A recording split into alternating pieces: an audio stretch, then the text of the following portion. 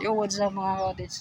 Magandang hapon po sa ating lahat. So, dito tayo muna mga kaotids. So, yan. So, yan. So, bagong lahat, mega shoutout pala sa lahat ng solid supporters natin, solid viewers, solid subscribers. So, andito pala tayo sa may ginagawang Rojas Rotonda. Yan mga kaotids, makikita po ninyo, yung dati kasi dyan pa banda yung hindi pa nila natrabaho, yung kulang. So, ngayon po ay natapos na pala. Yan no? So, kompleto na po yung rotonda na ginawa.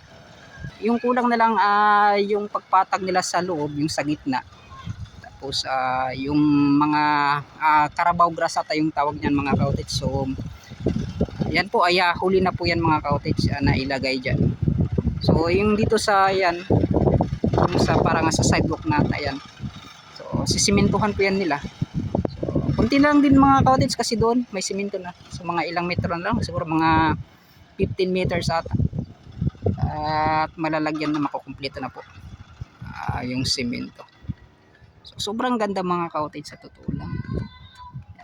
So doon naman yung pagkumpleto para sa paglagay po ng mga tawag niyan, ng harang po yung pader na hollow blocks. So yun.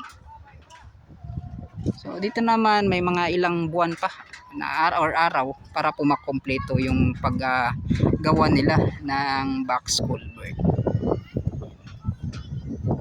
At dito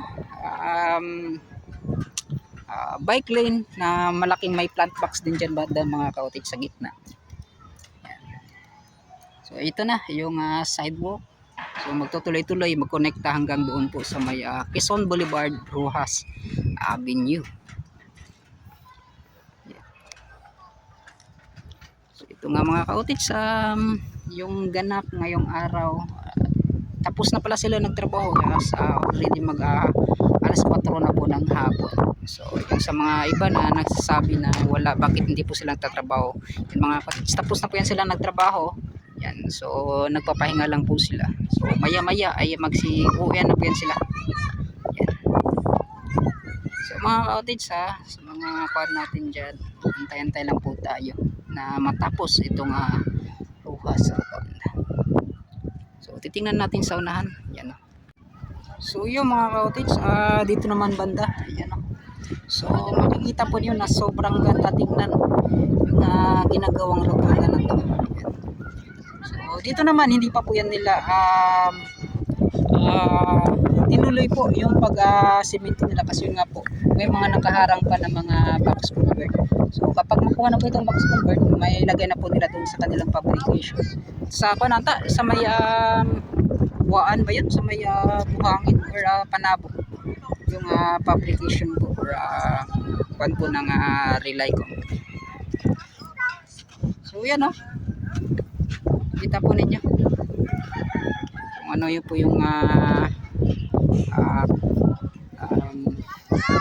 magandang nangyari ngayong araw. Tapos na po, na circle na po yan.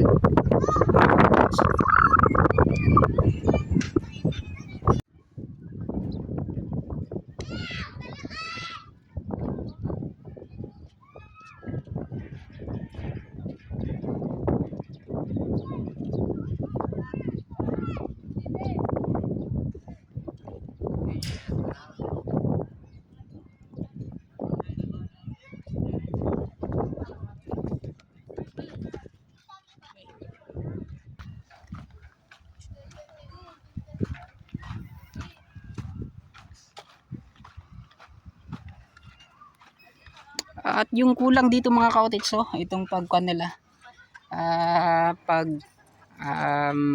tambak po nila yan ng lupa para po makumpleto, malibel na po.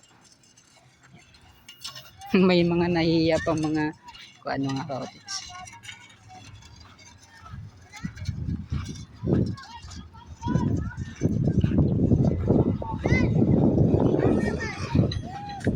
So ito yung itsura. At kita po ninyo na kanila pong nilinisan dito yung mga damo na tumubo. Ayan.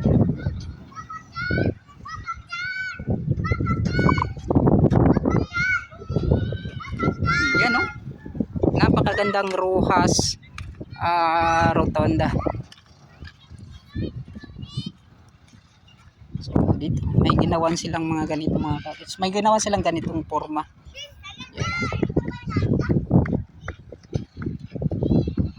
Hindi ko alam dito ata yung pedestrian or doon sa kabila.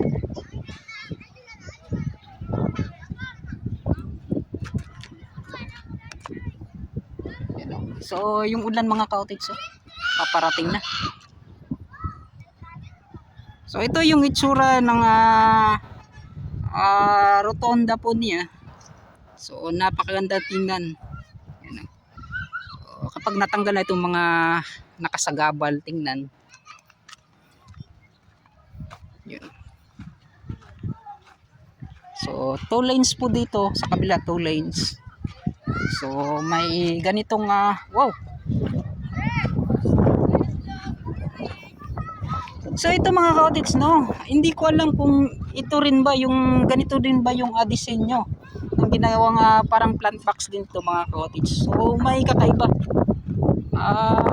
Parang letter L ata siya mga ka-outits. Yan. So parang ang tawag niyan. So di ko alam no yung ganitong itsura, uri po ng pagka-disenyo niya. Yan. So pag dito banda, dadaan ka. Yan. So liliko ka. So magaling yung pagkaplano po mga ka-outits, no, sa inyo pong mga nakikita. Tapos yung pagpatag ng lupa para sa gagawing kalsada. Yan. So hindi po yun mga ka-outits, yung style po nila ay bawat tambak po nila patag tapos tambak patag, hindi yung itinambak tapos parang hindi na ipapatag, hindi ganun mga ka-outits. So tambak patag. So yun para mas maganda po yung pagkakuha ng lupa sa ilalim mga ka-outits. Yan. So wala pong mga ampaw na makikita. Yan.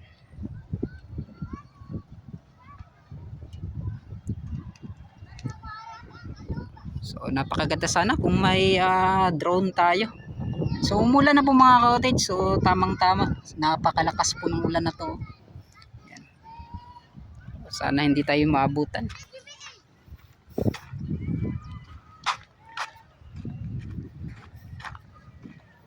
So doon sa unahan, yan ay tapos na po mga ka-outits. Diyan po ay sa Mac Builders Company. So maganda na po kapag pumunta ka dito, mamamasyal ka, kasama mo yung pamilya mo. Yan. So wag lang sana yung sirain po yung mga ano man yung meron dito. Yan. Tulad ng mga itinanim na mga ka-outits, sana hindi po yan ang tawag niyan. Hindi po mapakialaman or kanila pong masisirain. Okay, shout out. Yan. So yun, pagpatag. Ay, shout out. Yan. So shout out sa inyo ha. Yan, salamat. So mga ka-outits, patag tapos lalagyan ng aspalto. So ito na lang. Hanggang doon sa mga ilang mga ka-outits, siguro nasa 200 meters ata yung layo o mahigit pa. Doon mga ka-outits, so makita po niyo. Yan. So doon po yung boundaryhan. Yan. Yung may mga poste po ng ilaw. So yun na lang po, yung dito banda sa Boulevard area, yung hindi pa po nalagyan ng aspalto.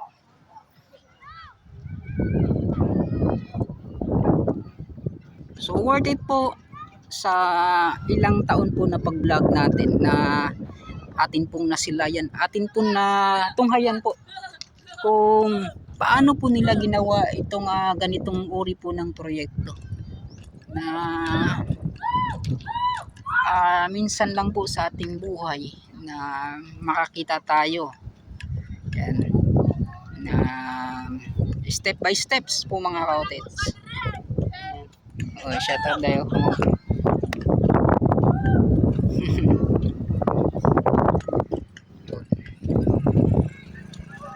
So ikutan natin yan mga ka-outits. So may mga nagmotor. So ito mga ka-outits, hindi na piyon sila tungo pa sa unahan kasi yun nga po nakasarado po yan doon. So pinagbabawalan po yan na makapasok hanggang doon sa dulo yung mga motorsiklo, mga bike. So, yan. Balik po tayo. So titingnan natin yung ginawang rotonda.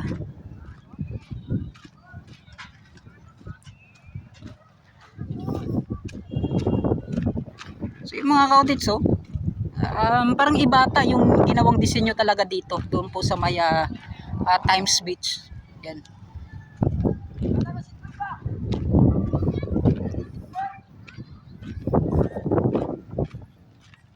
So dito naman, yan. Ipapantay po yan nila mga kautits. Yan. Parang nasa sa tingin ko nasa mga 10 inches ata. 10 or 6 inches. So ganun mga kautits. Tapos 8 inches ata yun. So yan, pantay ng lupa sa mga ganung mga kautits, be sure. Tapos yung last naman ay sa yung paglagay na ng asfalto. So ito po, marami pang mga itinapan pa dito kasi hindi pa po tama po yung ng measure po ng pagtambak po nila ng lupa.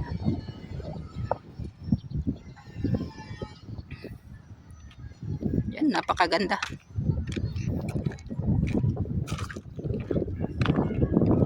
And then yun mga cottage, kapag may poste na rin, yan, kitang kita na po yan ninyo yung itsura. Yan, isa din sa mga yung parang kompleto na siya ay yung paglagay po ng poste. So yan, umuulan na po mga cottage. So naabutan talaga tayo ng malakas na ulan.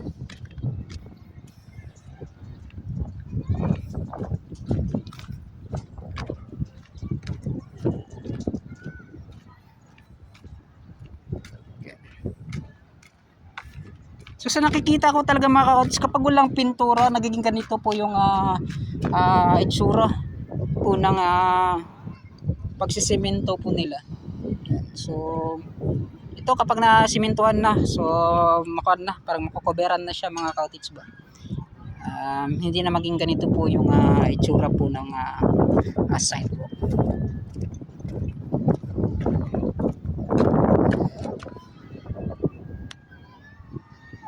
Sobrang ganda.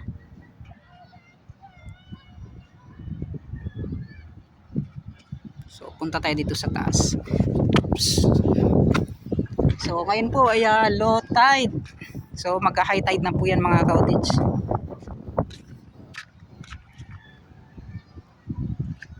Yan.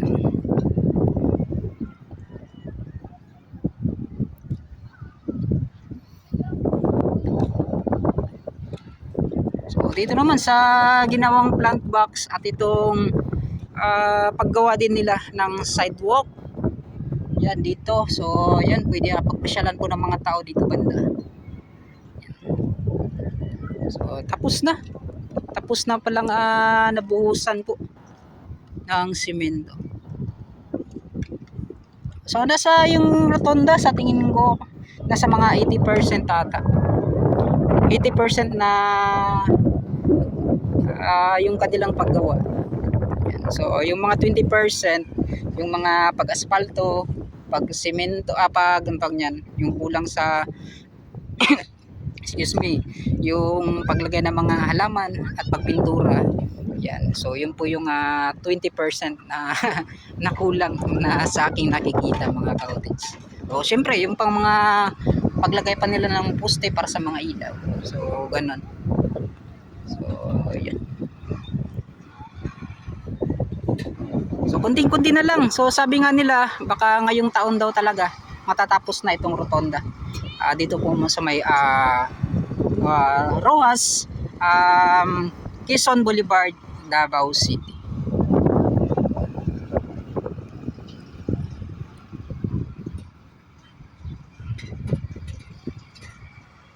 So yan, kita nyo mga cottage, no, kung ano po yung ginawa. So pwede kang dumaan dito, pwede kang dumaan doon. Yan, so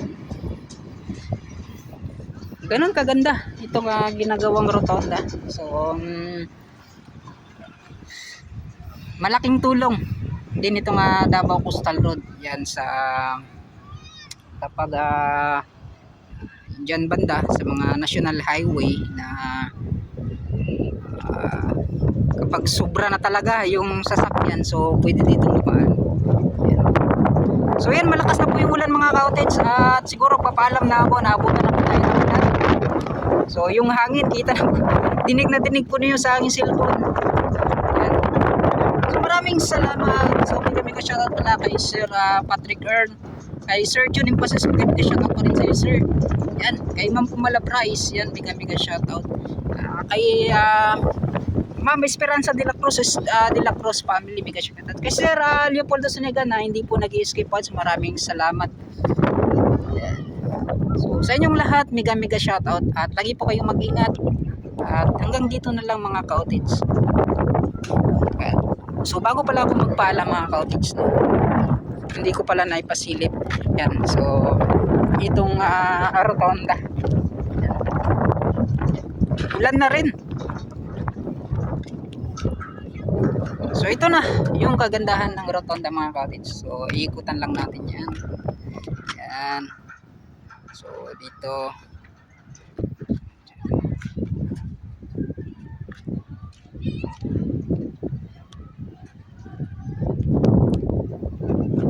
yun. So hanggang dito na lang. God bless po sa inyong lahat at lagi po kayong mag-ingat. Sa FWs pala natin dyan, mega shoutout sa inyong lahat. Mag-ingat po kayong lahat. Yan. Bye bye na.